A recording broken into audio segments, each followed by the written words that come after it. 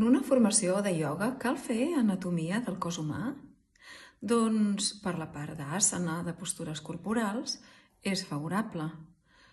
Però també és importantíssim fer anatomia i fisiologia de l'energia, del prana, dels chakres. Així que és anatomia i fisiologia del ioga. Són dues coses diferents. Anatomia del cos humà i fisiologia, anatomia i fisiologia del ioga.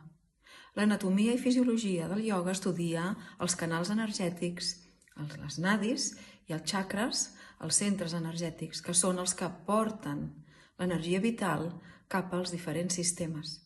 I és important que un instructor de ioga, instructora, conegui molt bé tant l'anatomia física com l'anatomia del ioga per poder preparar sessions que aportin equilibri a cadascun dels chakres i si hi ha alguna patologia, alguna condició que es pugui acompanyar des del ioga, és important saber-ne les indicacions, contraindicacions i beneficis de cada tècnica a nivell energètic per poder acompanyar les diferents situacions en les que es trobin els practicants.